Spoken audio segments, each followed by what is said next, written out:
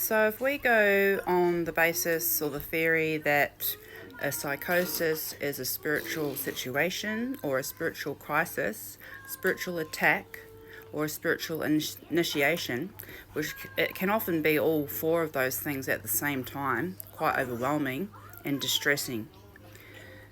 If that's happening to you and you're hearing a lot of voices as well as freaky things in your reality happening that you can't explain, and you're noticing some of the freaky things are positive and some of the freaky things are negative,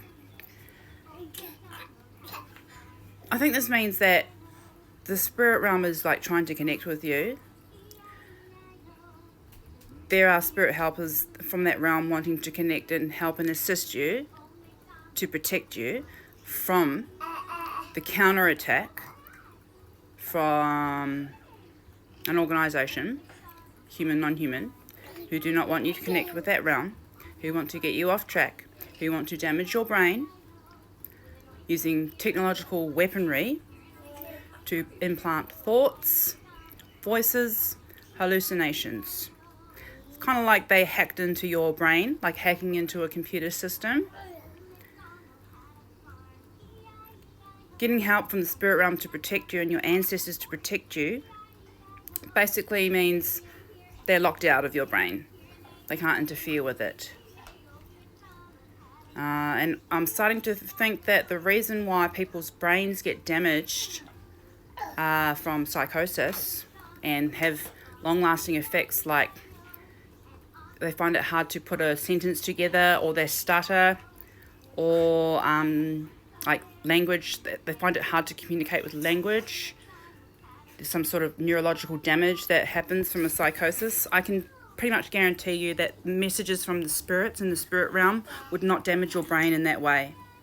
That damage is from the technological weaponry that they're using to flood you with voices and try and counteract the positive spiritual messages that you're getting.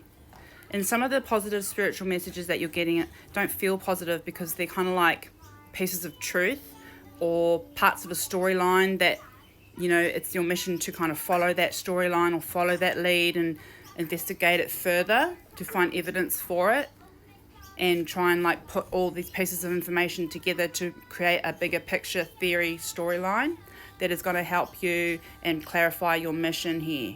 Because people who are experiencing psychosis are meant to be here on missions. And the other side in this war knows that. And that's why you get heavily bombarded, so they try to flood your mind so you get confused about what's real or what's not.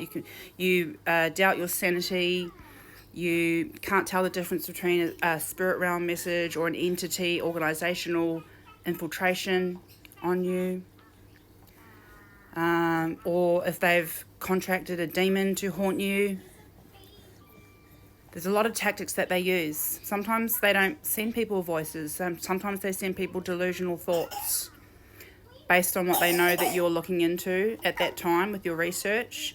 They might start sending you thoughts telling you that you're Lucifer or that you are Jesus or you're God or something like this. You know, and people get very confused. Especially if you're on a hero mission, that kind of delusion can really like get you off track, because God wouldn't send you here alone to save the world and save people's souls. Most likely, if you're on a spiritual mission here, there's a team that came with you. Spirit team from the spirit realm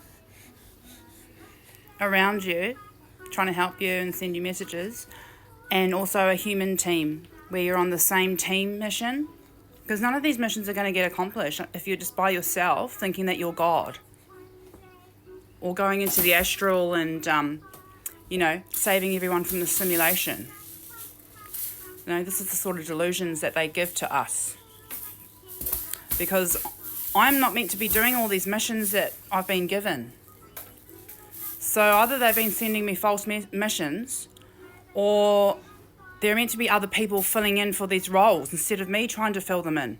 And I keep thinking that I'm meeting them sometimes And I realize, oh my gosh, this person is in my team, but this person is way off mission. This person is delusional, and this person will not listen to me and not listen to sense and reason and logic and evidence. They don't want to hear me out. I wish they would hear me out, though, because, you know, we need to work here as a team. If we're going to stop the hauntings and we're going to stop the attacks and find out who's doing this to us and go after them and fuck them up, we need to put all our information together as a team and build from there.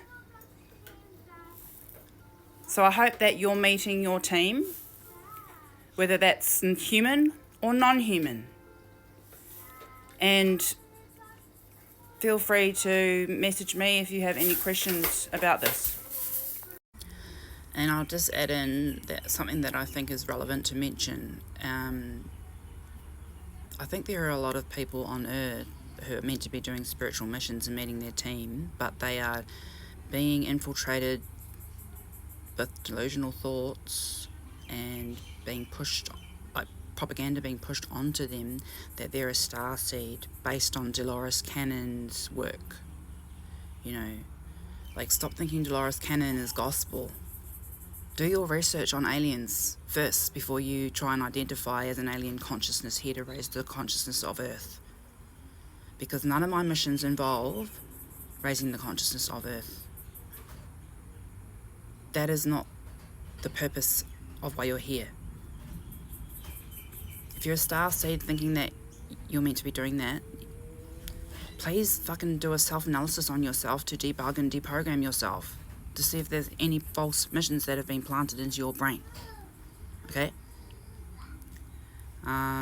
Because the aliens have an agenda, or the boss behind the aliens has an agenda to stop you from fulfilling your mission and your purpose and your destiny, to cut you off, make you feel isolated, make you feel alone, filling you with delusions that you're special and you're the only one that can save everybody on Earth with your starseed abilities.